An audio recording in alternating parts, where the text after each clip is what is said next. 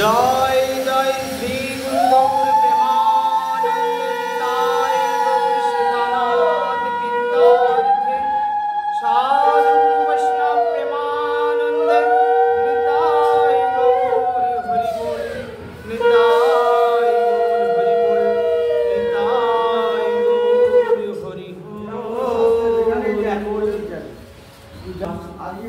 গৃহপ্রবেশ আজকে এই অক্ষয় তৃতীয়ার দিনে 1432 বঙ্গাব্দ আজ বুধবার। তো শ্রীমদ্ ভাগবত গীতা থেকে কয়েকটি শ্লোক উচ্চারণ করব, তারপর ভক্তমাল কথায় যাব। ভক্ত কথায় জানি তাই গৌর হরি বল। ওম পার্থায় প্রতিবোধিতাং ভগবতা নারায়ণেন স্বয়ং ব্যাসেন গ্রথিতাং পুরাণ মুনিনা মধ্যে মহাভারতম অদ্বৈতামৃতবর্ষিণীম ভগবতীমষ্টাদশাধ্যায়িনীম প্রপন্ন পারিজাতায় তত্র বেত্রৈকোপানায় জ্ঞান মুদ্রায় কৃষ্ণায় গীতামৃত দুহে নমো। সর্বোপনিষদ গাবোধোগ্ধা বসুদেবসুতং দেবং কংসচানুরমর্দনাম দেবকী পরমানন্দং কৃষ্ণং বন্দে জগদ্গুরুম। জয় শ্রীকৃষ্ণ। ওম অখণ্ড মণ্ডলাকারং ব্যক্তং येन চরাচরং তৎপাদং দর্শিতং येन তস্मै শ্রী গুরবে নমঃ। অজ্ঞানতিমিরান্ধস্য জ্ঞানাঞ্জনশলাকয়া চক্ষুरुन्मिलितं येन তস্मै শ্রী গুরবে নমঃ। বন্দে অহং শ্রীগুরু শ্রীযুতপদকমলং শ্রীগুরুन् বৈষ্ণবাংশ্চ শ্রীরূপং সাগ্রজাতং সহগণো রঘুনাথান্বিतं तं সজীবং সাদ্বৈतं সবধূतं পরিজনসহিतं শ্রীকৃষ্ণচৈতন্যদেবং রাধা কৃষ্ণ পাদান সহগণ ললিতান শ্রী বিশাখান্বিতাংশ্চ ভজ শ্রী কৃষ্ণ চৈতন্য প্রভু নিত্যানন্দ শ্রী অদ্বৈত গদাধর শ্রীবাসাদি গৌর ভক্ত বৃন্দ প্রভু নিত্যানন্দ শ্রী অদ্বৈত গদাধর শ্রীবাসাদি ভক্ত বৃন্দ হরে কৃষ্ণ হরে রাম রাধে শ্যাম জপো হরে কৃষ্ণ হরে রাম। কৃষ্ণ কেশব কৃষ্ণ কেশব কৃষ্ণ কেশব পাহি মাম রাম রাঘব রাম রাঘব রাম রাঘব রক্ষ মাম। কৃষ্ণ কেশব কৃষ্ণ কেশব কৃষ্ণ কেশব পাহি মাম রাম রাঘব রাম রাঘব রাম রাঘব রক্ষ মাম। কৃষ্ণ কেশব কৃষ্ণ কেশব কৃষ্ণ কেশব পাহি মাম রাম রাঘব রাম রাঘব রাম রাঘব রক্ষ মাম। জয় নমো ধর্মায় মহতে নমো কৃষ্ণায় মেধসে ব্রহ্মণেভ্যো নমস্কৃত্য ধর্মং বক্ষ্যে সনাতনম। বাঞ্ছাকল্পতরুভ্যশ্চ কৃপা সিন্ধুভ্যেব চ পতিতানাং পাবনেভ্যো বৈষ্ণবেভ্যো নমো নমঃ। পাবন বৈষ্ণব অবতার কি সাধু গুরু বৈষ্ণবের এই গৃহে আগমন কি সাধু গুরু বৈষ্ণব কি শ্রী গুরু বৈষ্ণব বৈষ্ণব কি তাই গৌর হরি বল। আনন্দ লীলাময় বিগ্রহায় ক্ষমাভদিব্যচ্ছ কি সুন্দরায় তস্मै মহাপ্রেম রস প্রদায় চৈতন্য চন্দ্রায় নমো নমস্তে। নমস্ত্রিকাল সত্তায় জগন্নাথ সুতায় চ সাভৃত্তায় সাপুত্রায় সকলত্রায় তে নমো। সপ্তকাঞ্চন হেমাঙ্গী শ্রীরাধে বৃন্দাবনেশ্বরীম বিশ্বভানুসুতাং দেবীং তাং নমামি হরিপ্রিয়াম। হে কৃষ্ণ করুণা সিন্ধু দীনবন্ধু জগৎপতে গোপেশা গোপিকা রাধাকান্ত নমস্তুতে। শ্রীমান মহাপ্রভু গৌর সুন্দর কি পার্ষদ শ্রীমান মহাপ্রভু গৌর হরি কি রাধা মদন মোহন শ্যাম সুন্দর কি বৃন্দাবৈ তুলসী দেব হই প্রিয়ায় কেশবস্য চ কৃষ্ণ ভক্তি প্রদে দেবী সত্যবত্যৈ নমো নমো। তুলসী বৃন্দেজি মহারানী কি ভক্তি দেবী কি কেশব প্রিয়া কি। নাম নারায়ণং নমস্কৃত্য নরং চৈব নরোত্তমং দেবীং সরস্বতীং চৈব ব্যাসং ততো জয় মুদীরয়ে। নর নারায়ণ ঋষি কি শ্রীমাতা সরস্বতী দেবী কি ব্যাসাবতার কি। ইতি গত্তানৈমি শরণ্যে গত বৈকুণ্যে বিশাল পুণ্যে সকল জনমান্যে ভৃগুনন্দান সৌনকাদি ষষ্ঠী সহস্র ঋষি শ্রোতা শ্রীনন্দের নন্দন চারণ পরায়ণ পরম কারুণিক রোমহর্ষণ নন্দন লীলাসুত মহাশয়।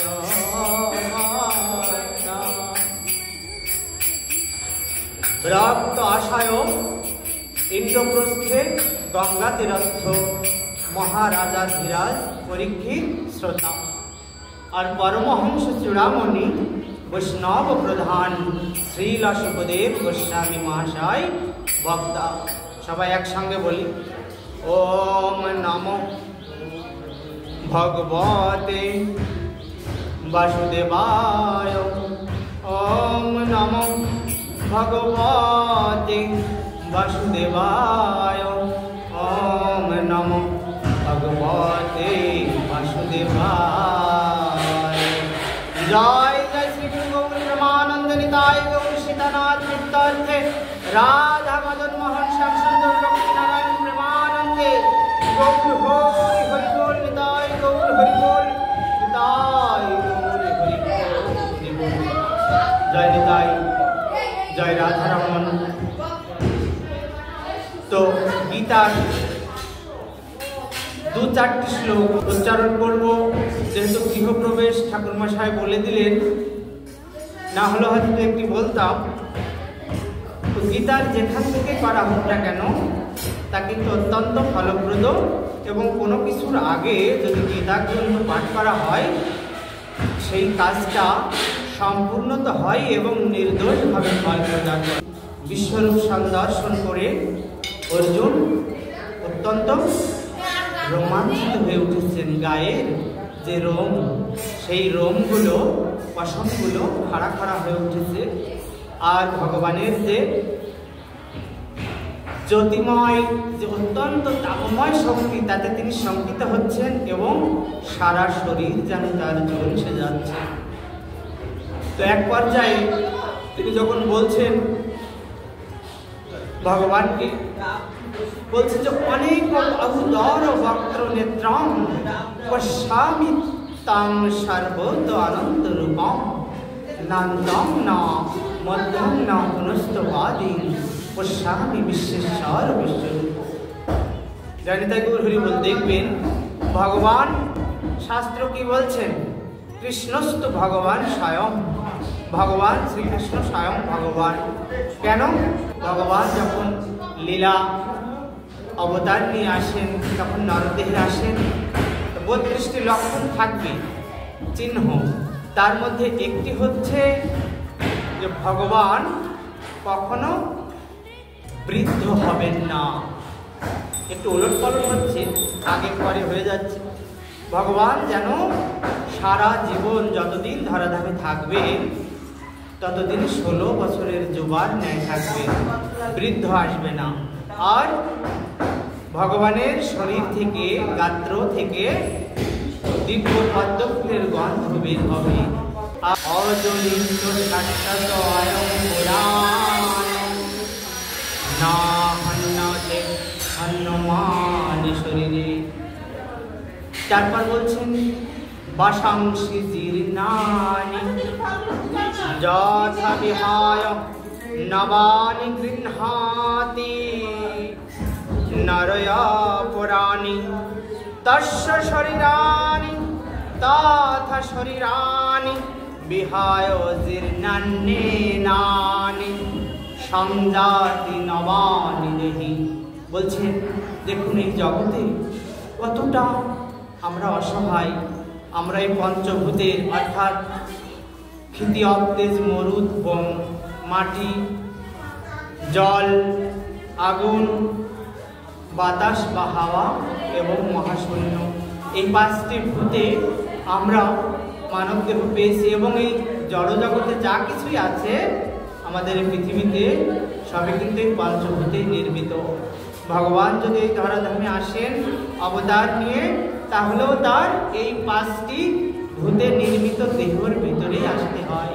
তাই শাস্ত্র বলছেন অদ্যাবধি নরলীলা করে বরা রায়।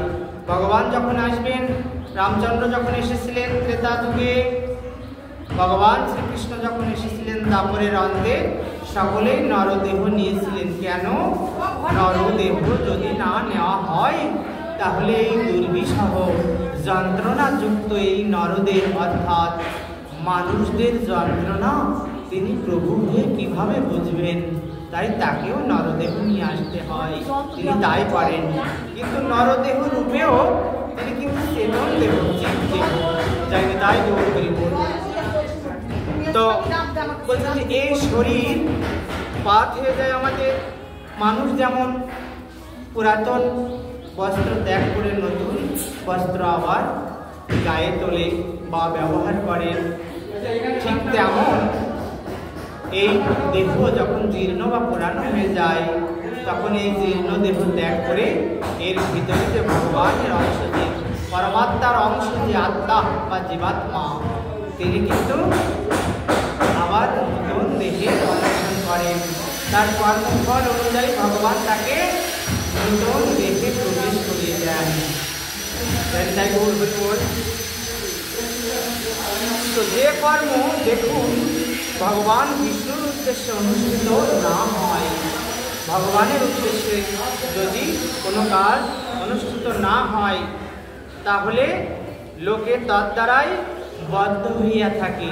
সেই কাজ নিয়েই তিনি কিন্তু সংসারে বেঁধে পড়েন। শাস্ত্র বলছে অতএব তুমি আসক্তি পরিত্যাগ করিয়া বিষ্ণুর উদ্দেশ্যে কর্মানুষ্ঠান করো। বৈশম্পায়ন ঋষি বলছেন,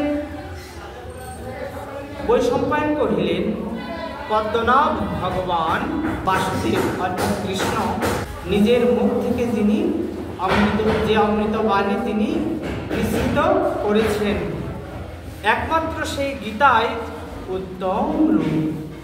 তাই এই গীতা পাঠ করা অবশ্য কর্তব্য। অন্যান্য শাস্ত্র পাঠের আর আবশ্যক কি যদি গীতা পাঠ সঠিকভাবে করা যায়? তাই কারণ গীতা সর্বশাস্ত্রময়ী, সকল শাস্ত্রের মূল কথা এই গীতাতে আছে। আর হরি সর্বদেবময়, কারণ যে হরির কথা আছে সেই হরির ভিতরে যে সমস্ত দেবদেবীরা আছেন, তাহলে সেই হরির কথা এই গীতাতে আছে। এবং গঙ্গা সর্বতীর্থময়ী, তাই গঙ্গার কথা বা তীর্থের কথা এই গীতা মাহাত্ম্যে বা গীতার অনেক জায়গায় আছে। আর গায়ত্রী ও গোবিন্দ এই গকার পূর্ব পদার্থ যাহার হৃদয়ে বিদ্যমান তাহার পুনর্জন্ম হয় না। গীতায় 619 শ্লোকে ভগবান কৃষ্ণের উত্তর আছে, আর 57 শ্লোকে অর্জুনের প্রশ্ন রয়েছে। প্রশ্ন করেছে 57 শ্লোকে অর্জুন, আর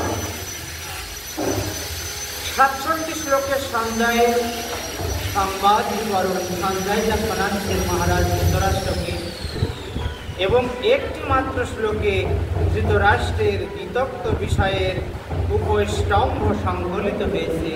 প্রথমে প্রশ্ন করলেন গীতায় মহারাজ ধৃতরাষ্ট্র, কি প্রশ্ন করলেন যে ধৃতরাষ্ট্র উবাচ ধর্মক্ষেত্রে মহাভারতের সার রূপ এই গীতা অমৃত উদ্ধৃত করিয়া কৃষ্ণ অর্জুন সম্মুখে অর্পণ করিয়াছেন। আর এটি কিন্তু ভীষ্ম পর্বে আছে। তো ভীষ্ম মহাভারতের যে ভীষ্ম পর্ব, সেই ভীষ্ম পর্বের 25 থেকে 42তম অধ্যায় পর্যন্ত শ্রীমদ্ ভগবদ্ গীতা, অর্থাৎ গীতাও কিন্তু মহাভারত। যাইনি তাই মহাভারত নীতিশাস্ত্র, জ্ঞানশাস্ত্র। আমরা সকলে হাত জোড় করে বলবো গঙ্গা গীতা সাবিত্রী সীতা সত্যা পতিব্রতা ব্রহ্মবলি ব্রহ্মবিদ্যা ত্রিসন্ধ্যা মুক্তিগেহিনী অর্ধমজ্জা চিদানন্দ ভবগ্নি ভ্রান্তিনাশিনী বেদত্রয়ী পরানন্দ তত্তার্থ জ্ঞানমঞ্জরি গঙ্গা গীতা চ সাবিত্রী সীতা সত্যা পতিব্রতা ব্রহ্মবলি ব্রহ্মবিদ্যা ত্রিসন্ধ্যা মুক্তিগেহিনী অর্ধমাত্রা চিদানন্দা ভবগ্নি ভ্রান্তিনাশিনী বেদত্রয়ী পরানন্দ তত্তার্থ জ্ঞানমঞ্জরি গঙ্গা গীতা সাবিত্রী সীতা সত্যা পতিব্রতা ব্রহ্মবলি ব্রহ্মবিদ্যা ত্রিসন্ধ্যা মুক্তিগেহিনী অর্ধমাত্রা চিদানন্দ ভবগ্নি ভ্রান্তিনাশিনী বেদত্রয়ী পরানন্দ তত্তার্থ জ্ঞানমঞ্জরি। জানি তাই বলছি জয় শ্রী গীতা, জয় শ্রী গীতা, জয় শ্রী গীতা। দেখুন গীতায় বলেছেন যত্র গীতা বিচারস্য পঠনং পাঠনং তথা মোদতে তত্র শ্রীকৃষ্ণ ভগবান শ্রীমতী রাধয়া সহ। বলছেন কি, যেখানে গীতার বিষয়ে আলোচনা হয়, গীতার পাঠ হয়, গীতার শ্রবণ হয়, গীতার বিষয়ে কথা হয়, সেই স্থানে ভগবান শ্রীকৃষ্ণ তার সর্বোচ্চম প্রিয়তমা শ্রীমতী শ্রীমতী রাধারানীকে নিয়ে সেই ভাগবতী আসরে, গীতা পাঠের আসরে উপস্থিত হন। আর সেই সঙ্গে আরো কারা কারা আসেন? ভক্তরাজ ধ্রুব আসেন, নারদ আসেন, প্রহ্লাদের মতো আরো অনেক ভক্তরা আসেন, যারা অত্যন্ত শুদ্ধতম কৃষ্ণ ভক্ত। তারা কিন্তু সেই গীতা আসরে এসে উপস্থিত হন। তাই আমাদের এই স্বপন কুমার নাথ মহাশয়ের বাড়িতে অনুষ্ঠিত তার গৃহ নির্মাণ এবং গৃহ প্রবেশ, এবং আজকে মহান যে তিথি, অক্ষয় তৃতীয়া তিথিতে তিনি গৃহপ্রবেশ করছেন, এবং গৃহপ্রবেশ করার পূর্বে তিনি কিন্তু লক্ষ্মীনারায়ণের বিগ্রহ প্রতিষ্ঠা করছেন। এটা কিন্তু অত্যন্ত মহৎ থেকে মহত্তম কথা এবং অত্যন্ত উৎকৃষ্ট ব্যাপার। তাই তাদের সকলের যেন কল্যাণ হয়, সমস্ত সাধুগুরুর চরণে এই প্রার্থনা রেখে এই যে গীতা কথা আপাতত এখানে বিশ্রাম দিচ্ছি, তারপরে অন্যান্য ভাগবতী কথা হবে। জয় জয় শ্রীমদ্ ভাগবত গীতা প্রেমানন্দে নিতাই গৌর হরি হরি বল, নিতাই গৌর হরি হরি বল, নিতাই গৌর হরি হরি বল। সারং পরিভষ্টং মাত্রাহীনঞ্চ ভবেৎ ভবতু পূর্ণং তৎ সর্বং তৎপ্রসাদাৎ সুরেশ্বর। ওম তৎসৎ, ওম তৎসৎ, ওম তৎসৎ। জয় শ্রী গীতা, জয় শ্রী গীতা মাহাত্ম্য। এবার আজকে যে অক্ষয় তৃতীয়া, সেই অক্ষয় তৃতীয়া সম্বন্ধে একটু আলোচনা হবে যে আজকের এই অক্ষয় তৃতীয়া জিনিসটি কী এবং কেন এটি বিখ্যাত হলে, এই দিনে কী কী ঘটেছিল। তো জয় নিতাই। এই শুভ অক্ষয় তৃতীয়া এই শুভ অক্ষয় তৃতীয়া তিথিতে বিশ্বের সকল প্রাণীর এবং সকল জীব শান্তি কামনা করি। প্রভু গৌর হরি, প্রভু রাধারমন শ্যামসুন্দর যেন সকলকে কৃপা করেন। তো এই বৈশাখ মাসের যে শুক্লপক্ষ অর্থাৎ অমাবস্যা ছাড়িয়ে গেলে, পার হয়ে গেলে তারপরে কি শুক্লপক্ষ পড়ে। তাই শুক্লপক্ষের যখন অমাবস্যা পার হলো তখন তারপরে পড়বে প্রতিপদ, তারপরে দ্বিতীয়া, তারপরে তৃতীয়া। এই বৈশাখ মাসের শুক্লপক্ষের তৃতীয়া তিথিকেই অক্ষয় তৃতীয়া বলা হয়। জানি তাই গৌর হরি। তাই এই অক্ষয় তৃতীয়া কেন এর নাম হলো? অক্ষয় মানে যার কোনোদিন ক্ষয় হয় না, ক্ষয়হীন জিনিস। তা শাস্ত্র বলছেন এদিনে যা করবেন আপনি তাই অক্ষয় হয়ে থাকবে। তো এই অক্ষয় তৃতীয়ার দিন আপনি যা করবেন তাই অক্ষয় হয়ে থাকবে। যেমন যদি কেউ গ্রন্থ আদি দান করেন সেটা অক্ষয় হয়ে থাকবে। যদি কেউ অর্থ দান করেন অর্থাৎ টাকা পয়সা, সেটি কিন্তু অক্ষয় হয়ে থাকবে। যে পুণ্য আর সুকৃতি এটা কিন্তু আলাদা বস্তু। পুণ্যটা কি? যদি আমরা কোনো ভালো কাজ করি তাহলে তার থেকে যে ফল পাবো সেটার নাম পুণ্য। সেটা কিন্তু সর্বভোগ শেষ হলে পুণ্যটা ফুরিয়ে যায়। আর সুকৃতিটা কি? সুকৃতিটা হচ্ছে এমনই বস্তু যা ভগবানের উদ্দেশ্যে কোনো মহৎ কর্ম করলেই পাওয়া যায়। জানি তাই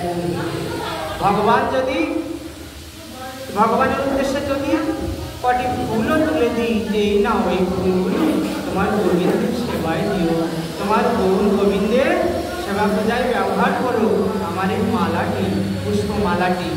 আর দেখো এই চালগুলো তোমাকে দিলাম, তুমি যখন প্রভুকে ভোগ লাগাবে তখন কিন্তু প্রভুর ভোগে কিন্তু আমাদের নগণ্য চালগুলো তুমি দিও। তাহলে কি হবে?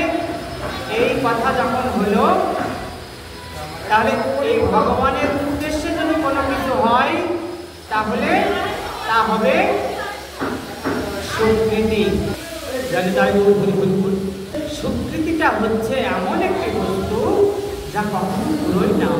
এবং ভগবানের উদ্দেশ্যে যদি বিষ্ণুর উদ্দেশ্যে কোনো কর্ম করা হয় ভগবানের প্রতি প্রীতি বা প্রেম রেখে, তাহলে সেটা সুকৃতি।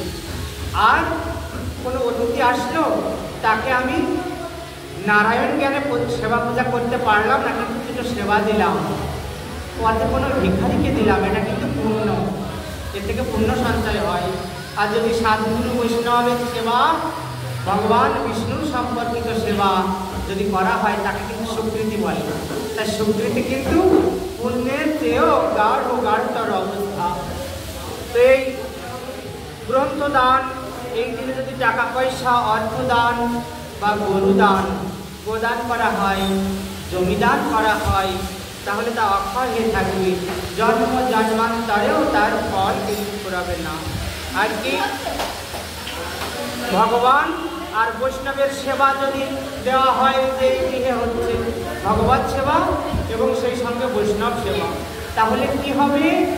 অবশ্যই মঙ্গল হবে, সুকৃতি তার ফুরবে না। শাস্ত্র উদাত্ত কণ্ঠে বলছেন। আর অক্ষয় হয়ে যাবে তার সমস্ত কিছু। তাই সাধুগুরু বৈষ্ণব সজ্জনগণ, হে ভক্তগণ, দেখবেন এই দিন যদি আমরা জীব হত্যা করি, আমিষ আহার করি এবং কারো মনে ব্যথা দিই, কোনো বড় কোনো পাপ করি তাহলে সেই পাপও কিন্তু সহজে পুরোবে না, অক্ষয় হয়ে থাকবে। তাই আমাদের এই দিনটি ঠিক ওই নিয়ম সেবা ব্রতের মতো, কার্তিক ব্রত অনেকে পারে না, নিয়ম সেবা ব্রতটা যেমন কঠিন এবং নিষ্ঠার সহিত পালন করা হয়, এই অক্ষয় তৃতীয়াও তদ্রূপ। কারণ এই নিয়ম সেবায় যদি কোনো অপরাধ হয় সেটাও কিন্তু সহজে খণ্ডন হয় না, অত্যন্ত বহু বহু জন্মের সাধন ভজনের ফলে, সাধুগুরু বৈষ্ণবের কৃপার ফলে কিন্তু সেটা কাটে। তাই শাস্ত্র বলছেন যে এই অক্ষয় তৃতীয়াও তোমরা খুব সুন্দরভাবে পালন করবে। তো এই দিনে যেসব মাহাত্ম্যপূর্ণ ঘটনা ঘটেছিল, কী কী ঘটেছিল? বৃন্দাবনে যে বাঁকে বিহারীজি আছেন না, সেই বাঁকে বিহারীজিকে সারা বছর পরে কিন্তু আজকের এই অক্ষয় তৃতীয়া দিনেই দর্শন লাভ করা যায়, তার চরণ দর্শন হয়। এ গেল একটা। আর কি এই দিনে সত্যযুগের কিন্তু সূচনা হয়েছিল, সত্যযুগের শুরু হয়েছিল আজকের এই অক্ষয় তৃতীয়ার দিনে। শাস্ত্র বলছেন বদ্রীনাথ, আমাদের এই যে বদরিকাশ্রম বলা হয় উত্তর ভারতে, সেই বদ্রীনাথ তার মন্দির কিন্তু 6 মাস বন্ধ থাকে। কেন? শীতের প্রকোপে। তো এই বৈশাখ মাসের শুক্ল তৃতীয়ায়, এই শুক্লা তৃতীয়ায় অক্ষয় তৃতীয়ায় কিন্তু সেই বদ্রীনাথের মন্দির খুলে দেওয়া হয় দর্শনার্থীদের দর্শনের জন্য, এবং 6 মাস খোলা থাকে। তাহলে কেমন মাহাত্ম্য বুঝুন। আর ঠিক 6 মাস আগে যখন মন্দির বন্ধ করে সাধুরা যখন এই মন্দির থেকে চলে গিয়েছিলেন, সেই সময় একটা প্রদীপ জেলে যান।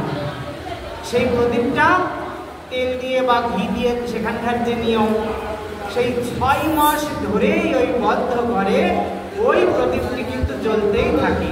তাই অক্ষয় তৃতীয়ার দিন যারা যাবেন তারা কিন্তু ওই 6 মাস আগে যে প্রদীপ মন্দির বন্ধ করার আগে জ্বেলেছিলেন সাধু মহাশয়গণ, সেই মহাত্মাগণের জ্বালা, সেই সেবায়িতের সেই প্রদীপ আপনারা কিন্তু অক্ষয় তৃতীয়াতে এই বদরিকা ধামে গেলে সেই প্রদীপ দর্শন করতে পারবেন। তাহলে দেখুন অক্ষয় তৃতীয়ার কত মাহাত্ম্য।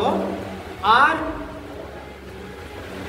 এই 6 মাস ব্যাপী কিন্তু এই মন্দির থাকবে, অক্ষয় তৃতীয়া থেকে খোলা থাকবে। আর একবার কি হয়েছিল, কাশীতে কিন্তু দুর্ভিক্ষ হয়েছিল, বারাণসীতে। সেই এত বড় দুর্ভিক্ষ যে সেই দুর্ভিক্ষে সকলে হাহাকার করছিল যে অন্নের জ্বালায়। তখন পার্বতী দেবী স্বয়ং তিনি দেবী অন্নপূর্ণা সেজে কাশীধামে অবতীর্ণ হয়েছিলেন, এবং আমাদের শ্রী মহাদেব, দেবাদিদেব শিবশম্ভু, শঙ্কর প্রভু কিন্তু তিনি কিন্তু ভিক্ষা করতে গিয়েছিলেন ওই পার্বতী দেবীর কাছে, অর্থাৎ অন্নপূর্ণা দেবীর কাছে, যে হে দেবী আমাকে ভিক্ষা দিন। তখন পার্বতী দেবী ওই থালায় করে চাল বা অন্যান্য জিনিস, অন্নের থালা শিবশম্ভুকে যখন দান করলেন, তখন থেকে কিন্তু কাশীধামে দুর্ভিক্ষ দূরীভূত হলো। জয় জয় নিতাই গৌর সীতানাথ প্রেমানন্দে, শিবশম্ভু প্রেমানন্দে, হরি হরি বল, নিতাই হরি হরি বল। দেখেছেন অক্ষয় তৃতীয়ার কত মাহাত্ম্য। আর কি হয়েছিল এই দিনে? আর হয়েছিল বা হয়ে থাকে পুরীর যে রথযাত্রা হয় না, কিছুদিন পরে রথযাত্রা হবে, সেই পুরীর রথ বানানোর কাজ কিন্তু শুরু হয় আজকের দিন থেকেই। আর কি হয়, ভগীরথ যিনি গঙ্গা দেবীকে আনয়ন করেছিলেন, সেই মহামতি ভগীরথ আজকের দিনে কিন্তু মা গঙ্গাকে এই ধরিত্রী ধামে এনেছিলেন।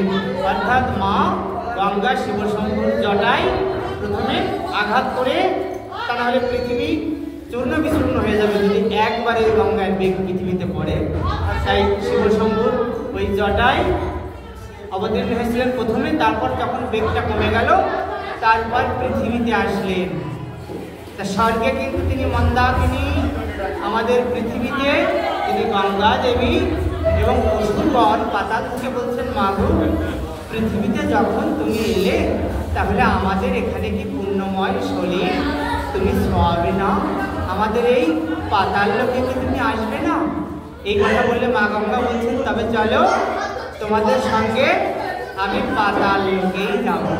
তাহলে স্বর্গ, আমাদের এই পৃথিবী এবং পাতাল, তিনটে জায়গায় আমাদের মহানদী গঙ্গা প্রবাহিত হয়েছে। এই ভগীরথ আজকের দিনে কিন্তু মা গঙ্গাকে এনেছিলেন, জানি তাই। আর কি হয় এ তিথিতে? এদিন থেকে শুরু হয় চন্দন যাত্রা, অর্থাৎ মাধবকে সারা শরীরে চন্দন লেপন করা হয়। তা চন্দন যাত্রা, মাধবকে যখন সারা শরীরে চন্দন লেপন করা হয়, পুরীতে জগন্নাথের যে বিজয় বিগ্রহ, সেই মদন মোহনকে নরেন্দ্র সরোবরে নৌকায় বিহার করানো হয় এই আজকের দিনে। আর কি এদিন থেকে শুরু করা হয়। তো কৃষ্ণ কদিন বিহার করেন? ভগবান শ্রীকৃষ্ণ এ তিথিতে মানসী গঙ্গায় নৌকা বিহার করেছিলেন। 7 দিন ব্যাপী এ নৌকা বিহার প্রভু থাকে, জানি তাই। দেখুন আরো কিছু ঘটনা ঘটেছিল এই অক্ষয় তৃতীয়ায়। দক্ষিণ ভারতে পাহাড়ের উপরে একটি জায়গা আছে, সেই জায়গাটির নাম সিংহাচলম। এই সিংহাচলমে এখানে একটি ঘটনা আছে। যখন প্রহ্লাদ, ভক্তরাজ প্রহ্লাদকে যখন পৃথিবীতে মারা যাচ্ছিল না, সেই সময় এই সিংহাচলম পাহাড় থেকে হিরণ্যকশিপু, প্রহ্লাদের পিতা, তিনি কিন্তু বলে দিয়েছিলেন যে সিংহাচলম পাহাড় থেকে ওকে ফেলে দাও। তাই পর্বত থেকে ফেলে দেওয়া হয়েছিল ওই প্রহ্লাদকে, ভক্তরাজ প্রহ্লাদকে হিরণ্যকশিপুর আদেশে। তো জানি তাই তখন ভগবান কিন্তু তাকে রক্ষা করেছিলেন। তাই যখন পরবর্তীতে প্রহ্লাদ বড় হলেন, মহারাজ হলেন, তখন তিনি এই সিংহাচলম পর্বতে একটি নৃসিংহ বিগ্রহ প্রতিষ্ঠা করলেন, নৃসিংহ মূর্তি। এই নৃসিংহের নাম দিলেন উগ্র নৃসিংহ মূর্তি। তাই উগ্র নৃসিংহ মূর্তিতে সারা বছর কিন্তু চন্দন মাখানো হয়। তা সারা বছর যখন চন্দন মাখানো হয়, চন্দন মাখাতে মাখাতে সেই চন্দনের এত বড় প্রলেপ পড়ে, এত বড় পর্দা পড়ে ওই উগ্র নৃসিংহদেবের গায়ে, যে সেই পর্দা যেন অনেকটা দেওয়ালের মতো ভাব। আজকের এই প্রায় একটু ওজন করে দেখেছেন ভক্তবৃন্দ, আনুমানিক 48 কেজি চন্দন ওই নৃসিংহ প্রভুর গায়ে কিন্তু থাকে। তাই সেই 48 কেজি চন্দনই এই অক্ষয় তৃতীয়ার দিনে তুলে ফেলা হয়, অর্থাৎ সরানো হয়।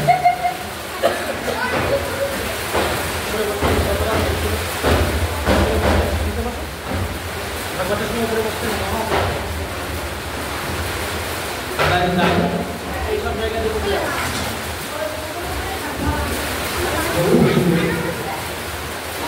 সেই 48 কেজি চন্দন ছড়ানো হয় এবং সেই শ্রী বিগ্রহ দর্শন দেন সকলকে।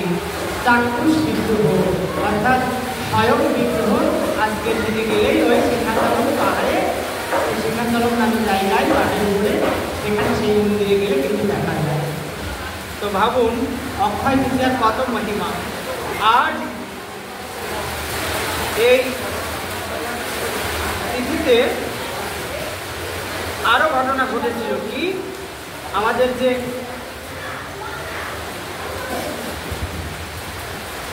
শিশুপাল বধ করেছিলেন না ভগবান শ্রীকৃষ্ণ, শাস্ত্রে বলছেন, কোনো কোনো শাস্ত্রে আছে যে এই অক্ষয় তৃতীয়ার দিনে শিশুপাল বধ করেছিলেন ভগবান শ্রীকৃষ্ণ। তাই বলবি। আরও ঘটনা ঘটেছিল অক্ষয় তৃতীয়ার দিনে।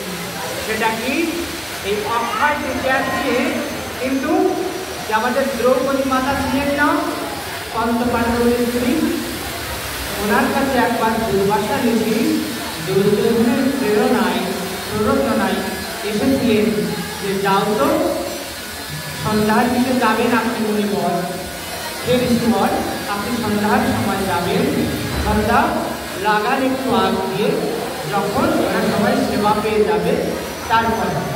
তাহলে ওদের ওই দুর্যোধনের মনে ছিল পঞ্চপাণ্ডবকে জব্দ করার ইচ্ছা।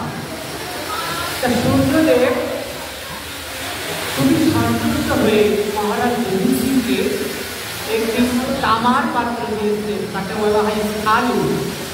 সেই তামার স্থালু দিয়েছিলেন আর বলেছিলেন, দেখো মহারাজ যুধিষ্ঠির, আপনি দেখুন, আপনি এই স্থালুটা নিন, এর কিন্তু এটি সবসময় অন্যে পরিপূর্ণ থাকবে, এটিতে যাই একবার চড়ানো হোক সেটা আর ঘোরাবে না, কিন্তু সর্বশেষে যেন দ্রৌপদী খায়। দ্রৌপদী যদি এই অন্নটা গ্রহণ করেন, তারপরে কিন্তু ওইদের মতো অন্ন সব পেয়ে যাবে, ওই হাড়ি থেকে আর একটি কণাও মানে অন্ন আর পাওয়া যাবে না, শেষ হয়ে যাবে। পরের দিন আবার হবে। ঠিক দ্রৌপদী যখন সেবা করেছেন তারপরেই গিয়েছেন দুর্বাসা ঋষি। তিনি গিয়েছেন, দ্বিতীয় পাণ্ডব ভীমসেন, সকলেই খুশি। তখন উনি যুধিষ্ঠির মহারাজ খুব যত্ন করে বলছেন কি, হে মহামতি, হে মুনিবর, আপনি এসেছেন, আপনাদের চরণ দর্শনে আমাদের এই কর্ণকুটি আজ ধন্য হলো প্রভু। তা আপনাদের সেবার ব্যবস্থা কি করব? বলছে হ্যাঁ হ্যাঁ, আমাদের তো খুব ক্ষুধা লেগেছে, তবে উনি কিন্তু একা আসেননি, 10,000 শিষ্যকে নিয়ে এসেছেন। যখন ওই দুর্বাসা ঋষি 10,000 শিষ্যকে নিয়ে এসেছেন জব্দ করার জন্যে, মূলত ওই যুধিষ্ঠির আদি পাণ্ডবদেরকে, তখন ভীমসেনকে বলছেন মহারাজ যুধিষ্ঠির যে দেখো বেগদার, তুমি ওনাকে তেল দাও, তেল মেখে ওনারা সব স্নান করে আসুন নদী থেকে। নদীতে যখন স্নান করতে গিয়েছেন, এসে কিন্তু প্রসাদ পাবেন সন্ধ্যা লাগা মুখো। ওই সময় কিন্তু একটা বিশাল বিকট দুর্ভাবনায় পড়েছেন দ্রৌপদী। দ্রৌপদী বলছেন যুধিষ্ঠির মহারাজকে দেখি, দেখো পাণ্ডব বর, জ্যেষ্ঠ পাণ্ডব, হে স্বামী, কি করব?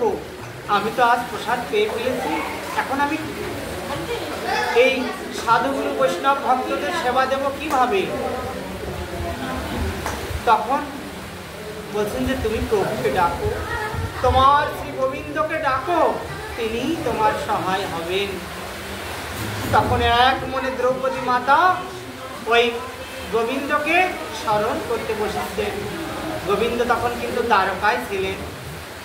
যখনই স্মরণ করেছেন, তখনই কয়েক মুহূর্তের মধ্যে ভগবান স্বয়ং প্রকাশ হয়েছে। তখন দ্রৌপদী বলছেন, হে কৃষ্ণ, হে কেশব, তুমি সত্যিই করুণাময়, তুমি কৃপা করে আমাকে দর্শন দিয়ে আমি স্মরণ করতেই আমার মতো আবাগার মুখের কথা শুনে তুমি যে উপস্থিত হয়েছো প্রভু, এ আমার শত শত জন্মের তপস্যা নিতাই গৌর সীতানাথ প্রেমানন্দে হরি হরি বল, নিতাই গৌর হরি হরি বল। না বললে উনি দেবেন না নাকি? যখন জয় উঠবে উনি দেবেন, জয় জয় নিতাই গৌর সীতানাথ প্রেমানন্দে হরি হরি। তখন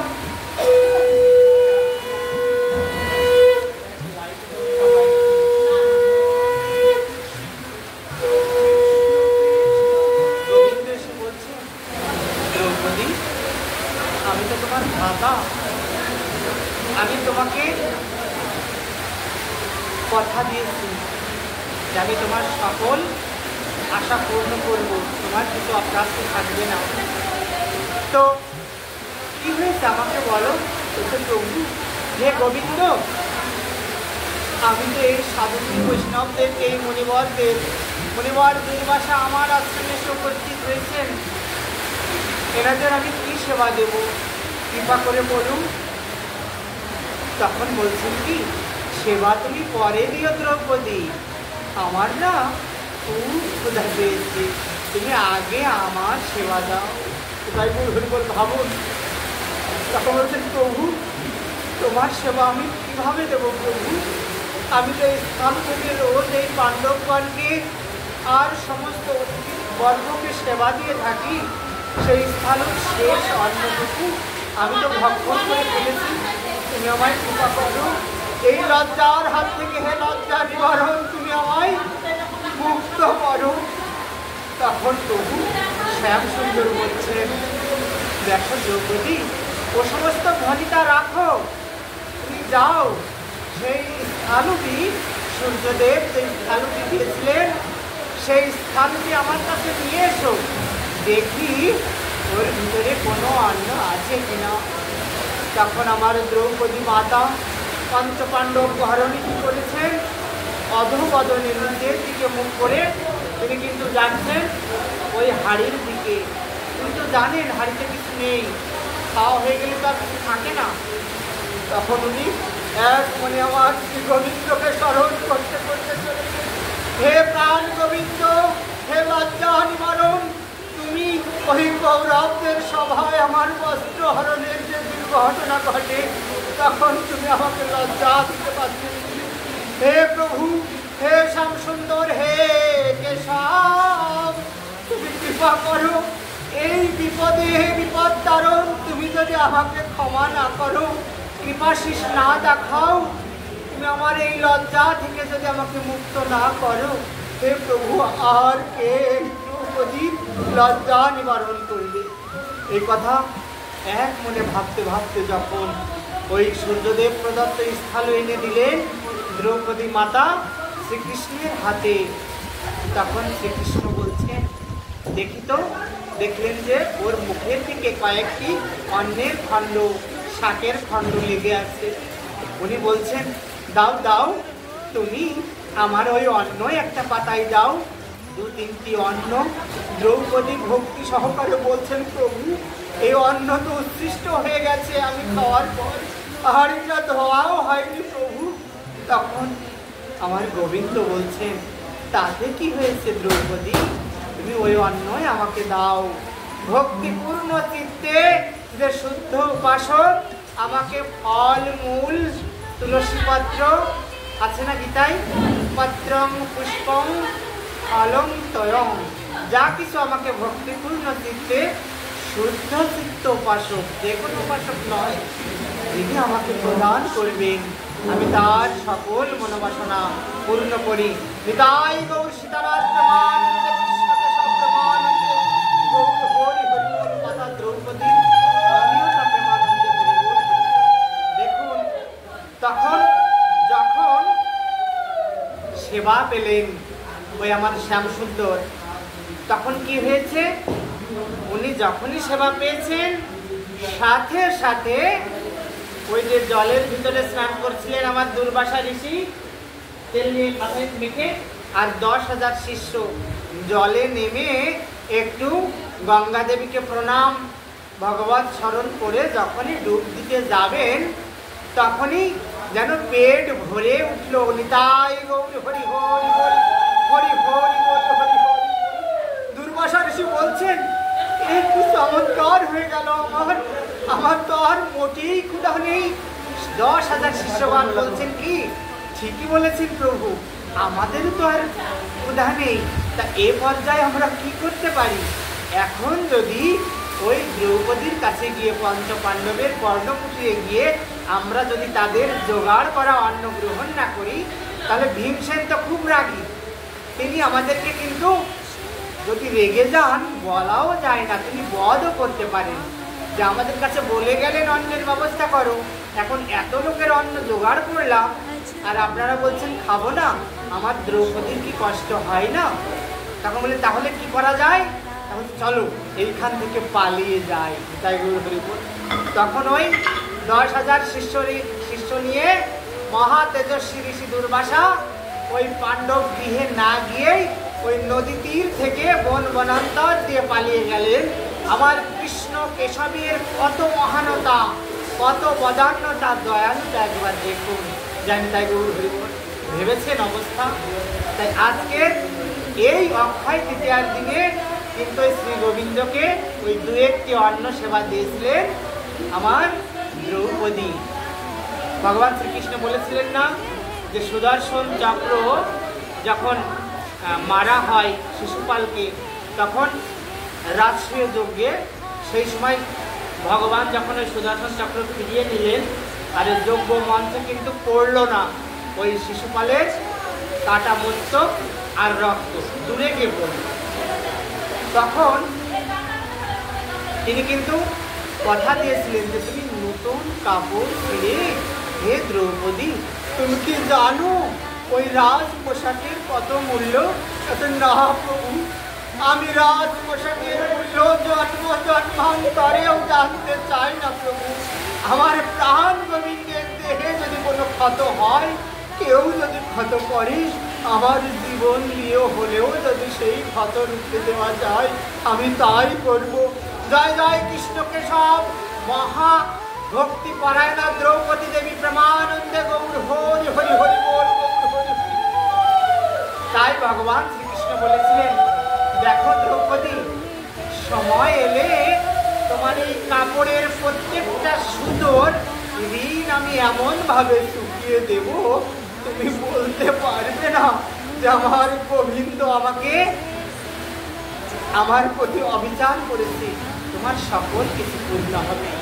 তাই কিন্তু এই অক্ষয় তৃতীয়ায় প্রভু কিন্তু আবার দ্রৌপদীর লজ্জা হরি কইলা নিবারণ, আবার লজ্জা কিন্তু তিনি নিবারণ করে দিলেন এই অক্ষয় তৃতীয়ার দিনে। জানি তাই গৌর হরি। আরো অনেক ঘটনা ঘটে অক্ষয় তৃতীয়ার দিনে, যেমন যে পরশুরামের যে আবির্ভাব তিথি এই অক্ষয় তৃতীয়ায়, কৃষ্ণের অবতারের বৃত্তান্ত এবং রাষ্ট্রীয় যজ্ঞের যে কর্মকাণ্ড এই অক্ষয় তৃতীয়ায়, এছাড়া তরু বৃত্তান্ত, আরও অনেক মহৎ মহৎ পূর্ণ কর্ম এই অক্ষয় তৃতীয়া তিথিতে সংঘটিত হয়েছিল। তাই অক্ষয় তৃতীয়া ব্রতের অশেষ বিশেষ গুরুত্ব এবং মহত্ব রয়েছে। অক্ষয় তৃতীয়া তিথি কি? অক্ষয় তৃতীয়া তিথি কি? এই যে আমাদের শ্রী নারায়ণ দেব এবং লক্ষ্মী মাতার বিগ্রহ প্রতিষ্ঠা দিবস কি? এই গৃহে লক্ষ্মী নারায়ণের বিগ্রহ প্রতিষ্ঠা কি? লক্ষ্মী নারায়ণের বিগ্রহ প্রতিষ্ঠা কি? এই গৃহ কর্তা গৃহকর্ত্রী এবং এখানকার যত সন্তান সন্ততি আছে তাদের আজীবন কাল কল্যাণ কি? জয় জয় শ্রী গুরু গৌর প্রেমানন্দ।